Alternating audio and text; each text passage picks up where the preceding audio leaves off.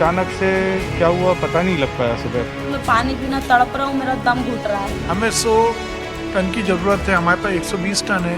मरीज को भर्ती करने और उसको ऑक्सीजन की ज़रूरत है और ऑक्सीजन नहीं मिली उस समय तो हमारे सामने बहुत बड़ी कोई दुर्घटना हो सकती है। अब वही गैस सिलेंडर लगभग 300 रुपये, कहीं 350 रुपये ऐसा मतलब बढ़ा रहा है और वो भी तुरंत नहीं मिल रहा है। महामारी के समय किस समाज में किसी को भी इस तरह से दाम नहीं बढ़ाना चाहिए। कमी हो जाए, शॉर्टेज हो जाए, तब ये ऑक्सीजन के बारे में सोचेंगे ताकि इसमें भी कोई घोटाला हो जाए।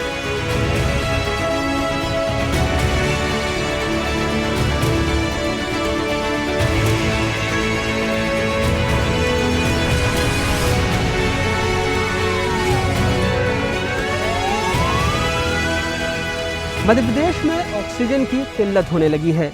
एनडीटीवी ने जब पहली बार इस खबर को दिखाया तो सरकार ने दबी ज़बान में इसे स्वीकारा, फिर 2 दिन बाद कहा कि अब कोई दिक्कत नहीं है, 50 टन ऑक्सीजन केंद्र देगा। लेकिन हकीकत क्या है, ये जानने के लिए हमने कई दुकानदारों से, सप्लायरों से बातचीत की। कैमरे पर वो नहीं मानते, इसलिए खुफिया कैमरे में भी कुछ बातें रिकॉर्ड करनी पड़ी, जहां उन्होंने माना कि ऑक्सीजन की सप्लाई प्रभावित हो रही है, दाम बढ़ाने पड़ रहे हैं, कई जगह दाम दोगुने भी हो गए हैं।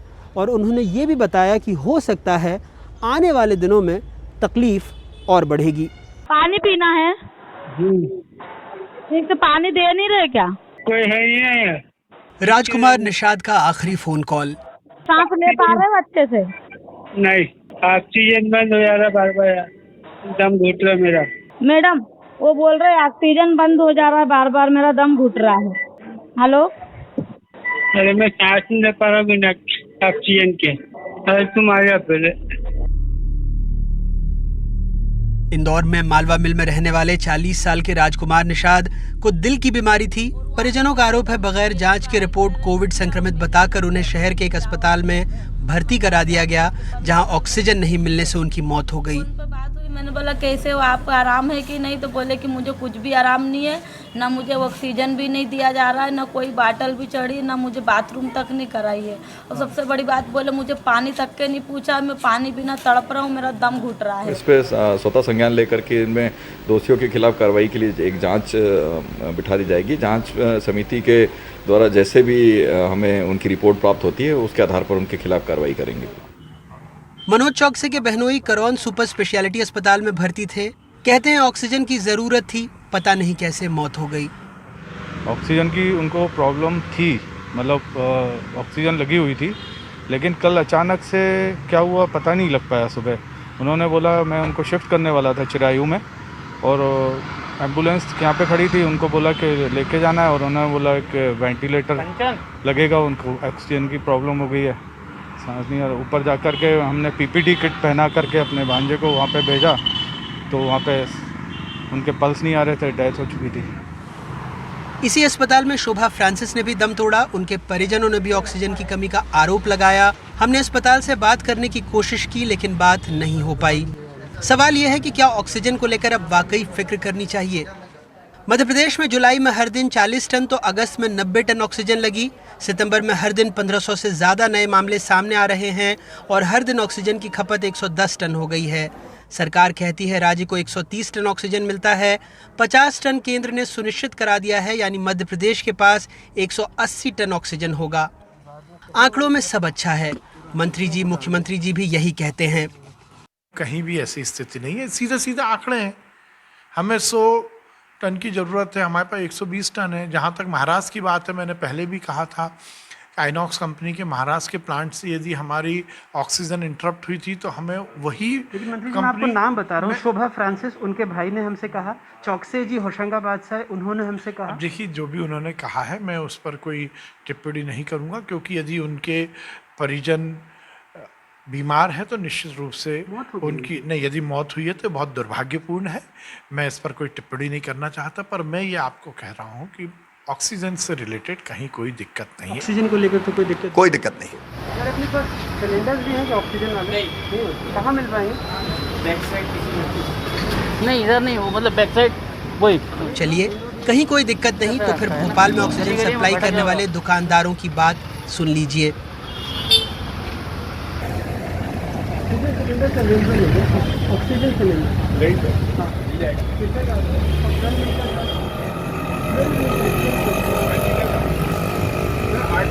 रेंट है और 300 रुपये गैस चार्ज है। और अगर खरीदने जाए तो खरीदोगे आप तो 5500 रुपये का। दूसरी दुकान आते ही सिलेंडर के भाव 500 रुपये और बढ़ गए। ये कितने लीटर सिलेंडर? ये 12 वाला है 10 वाला 12 वाला 10 वाला 12 में कितने का आ जाता है और 10 वाला कितने का आ जाएगा?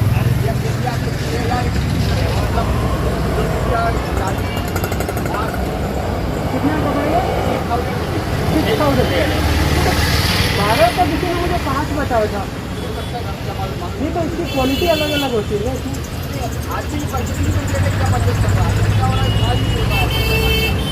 तो मिल नहीं रहा इसीलिए ये 45 वाला था तो अब दिखते थे अभी 12 तीसरे दुकानदार ने बाकायदा जोड़ घटाकर पूरा हिसाब बताया। कीमतों पर क्या कहा खुद सुनिए। 5,000 लीटर का बहुत बढ़ा है क्या? बहुत ज़्यादा बढ़ गया पहले से बढ़ गया और ऑक्सीजन मिले नहीं रही। बड़ी बात है ऑक्सीजन सिलेंडर है ही नहीं हमारे तो अभी पहले कितने का आ रहा था? ये 48 वाला जो मैं आपको लगा रहा हूँ पहले ये था अपना 33 का। इसमें डिफरेंस आ गया। तो आप लोगों को भी मतलब वहाँ से भी कॉस्टली आ रहा है? इसीलिए कॉस्टली आ रहा है। रीज़न वही है ना रेट बढ़ने के। पहले ऑक्सीजन हम 100 रुपये की करवाते थे और वो ऑक्सीजन 200 रुपये की हो गई। गवर्नमेंट कितनी कर रही है? अभी न्यूज़ में भी न्यूज़ पेपर में भी आया तो कुछ आते नहीं रहे रेट कुछ हो ही नहीं पा रहा।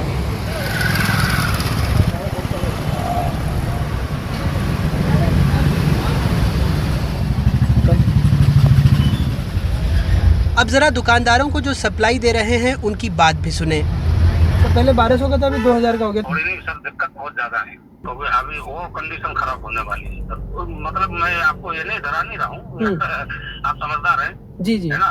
ये आप जो दिन ब दिन मरीज बढ़ते जा रहे हैं सबको ऑक्सीजन चाहिए सर। दूसरे का कहना है सिलेंडर मौजूद नहीं है और ये शहर के 2 सबसे बड़े सप्लायरों में से एक हैं। सर इस समय तो बिल्कुल अवेलेबिलिटी नहीं है और छोटे बड़े सिलेंडर कुछ नहीं मिल पाएंगे? नहीं इस समय कोई भी नहीं सिलेंडर मिल पाएंगे। अरे बाप रे। तो और अगर मतलब मैं सिलेंडर इंतजाम कर लूँ तो रिफिल हो जाएगा क्या? हाँ रिफिल हो जाएगा। छिंदवाड़ा में 2 एम्बुलेंस चालकों की बात भी सुन लीजिए, हालात क्या हैं। ऑक्सीजन सिलेंडर बहुत लेट मिल रहे हैं और पहले के सस्ती में मिलती थी अब महंगी हो गई। पहले 200-250 रुपये में बढ़ जाते थे अब 350-300 ऐसे ले रहे और एक दिन के आड़ में मिल जाते तो पहले अब हफ्ते भर लगा दे रहे।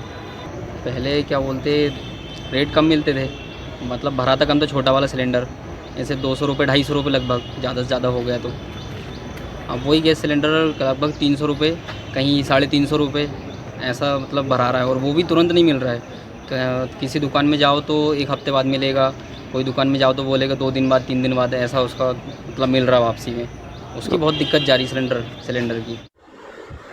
कई जगहों पर ऑक्सीजन सिलेंडर नहीं है तो लोग कॉन्सेंट्रेटर खरीद रहे हैं, लेकिन इसको लगाना चलाना सबके बस की बात नहीं, इसके रेट भी बढ़ गए हैं। मैंने बहुत कोशिश की ऑक्सीजन सप्लायर से लोगों से नंबर लिए, जान पहचान के थ्रू लगभग 20-25 अलग अलग लोगों से बात की, बाकी बहुत समस्याओं का सामना करना पड़ा। ऑक्सीजन सिलेंडर जो कि छोटे सिलेंडर थे उनकी कैपेसिटी बताई गई कि 3 से 4 घंटे ही वो चल पाएंगे, उसके बाद रिफ़िल करना होगा। 5,500 रुपये में वो ऑक्सीजन सिलेंडर मिलेगा, पर समस्या ये थी कि उसको बार बार रिफ़िल करना होगा क्योंकि 4 घंटे से ज़्यादा वो चलेगा नहीं, ऐसा दुकानदार ने बताया। जंबो सिलेंडर भी अवेलेबल नहीं थे। आपने देखा सरकार जो कह रही है और बाज़ार में जो हकीकत है उसके बीच कितना फ़र्क है। बात डरने की नहीं है लेकिन एहतियात बरतने की ज़रूर है। फ़िलहाल वक्त है एक ब्रेक का। ब्रेक के बाद हम आपको दिखाएंगे कि सरकार अस्पताल में ऑक्सीजन की कमी से मौत के मामले को मानने को तैयार नहीं है, लेकिन इसकी गूंज राज्यसभा तक में सुनाई दी है।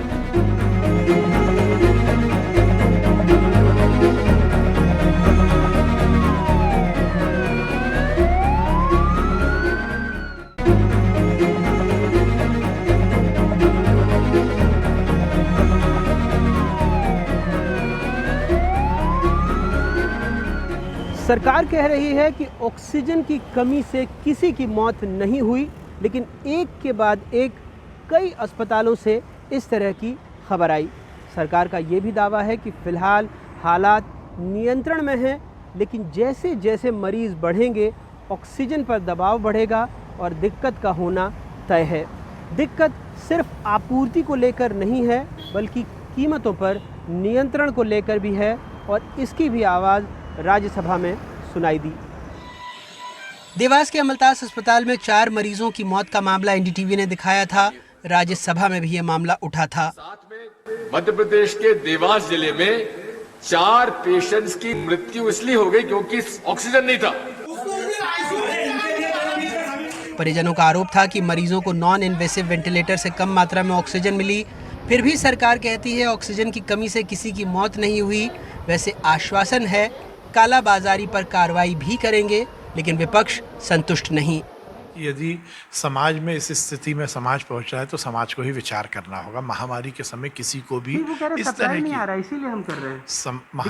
महामारी के समय किस समाज में किसी को भी इस तरह से दाम नहीं बढ़ाना चाहिए।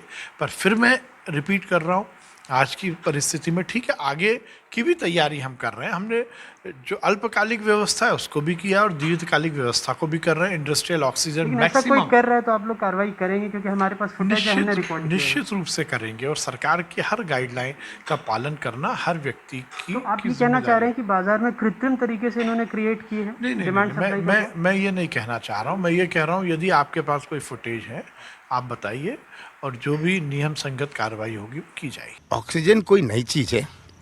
ऑक्सीजन तो इनको पहले से प्रबंध करना था, महीने 2 महीने पहले। जब कमी हो जाए, शॉर्टेज हो जाए, तब ये ऑक्सीजन के बारे में सोचेंगे, ताकि इसमें भी कोई घोटाला हो जाए।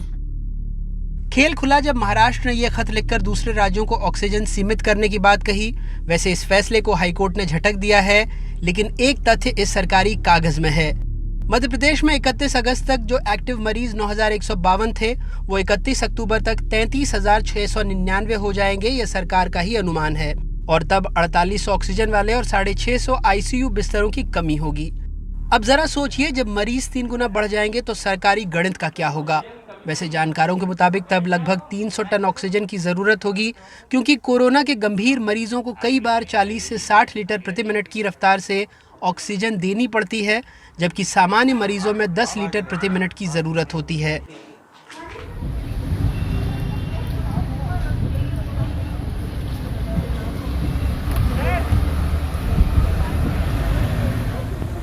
भोपाल एम्स तक के निदेशक कह रहे हैं बिस्तर बढ़े तो उनके लिए इंतज़ाम मुश्किल होगा। कि जिस तरह से पूरी ऑक्सीजन की कमी से लोग जूझ रहे हैं, एम्स भोपाल में भी क्या अगर आप बेड्स वगैरह बनाएंगे नए और जोड़ेंगे तो आपको लगता है कि ऑक्सीजन की थोड़ी कमी हो सकती है? अभी ऑक्सीजन की एज ऑफ नाउ कमी नहीं है, लेकिन क्योंकि ऑक्सीजन सप्लायर ने हमको एश्योरेंस नहीं दी है कि अगर हम बेड बढ़ाएंगे तो क्या हमको सप्लाई सफिशिएंट दे पाएंगे, इसकी वजह से हमारे सामने एक समस्या तो है कि अगर हम ये कमिट कर दें गवर्नमेंट को और हम बेड बढ़ा दें, और अगर से फॉर एग्जांपल हम मरीज़ को भर्ती कर लें और उसको ऑक्सीजन की ज़रूरत है और ऑक्सीजन नहीं मिली उस समय, तो हमारे सामने बहुत बड़ी कोई दुर्घटना हो सकती है।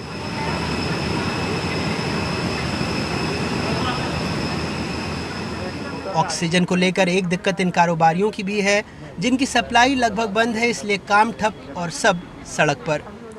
देश में लगभग 6,800 मीट्रिक टन लिक्विड ऑक्सीजन का उत्पादन होता है, खपत इसकी आधी है। सरकार कह रही है उत्पादन का गणित ठीक है, प्रबंधन का गड़बड़ है, इसलिए उसने 5 सूत्रीय एजेंडा बनाया है। लेकिन जब किसी राज्य में मांग 10 गुना बढ़ जाएगी तो जाहिर तौर पर जो प्रबंधन उत्पादन सबका गणित है वो गड़बड़ हो जाएगा। लेकिन फ़िलहाल इसकी तरफ किसी का ध्यान नहीं है, क्योंकि स्वास्थ्य सिर्फ चुनावी नारों में है, हमारी प्राथमिकताओं में नहीं। जब पहले हम वेंटिलेटर की बात करते थे तो लोग समझते थे कि ये मजाक में बात कही जा रही है या उनके जहन में नहीं आता था, लेकिन अब सब जानते हैं कि वेंटिलेटर की कितनी ज़्यादा ज़रूरत है और आने वाले दिनों में यही बात ऑक्सीजन को लेकर भी कही जाएगी। इंदौर में हेमंत, जबलपुर से संजीव, छिंदवाड़ा से सचिन चौधरी और भोपाल से कैमरा पर्सन रिजवान खान के साथ अनुराग तिवारी, एनडीटीवी इंडिया।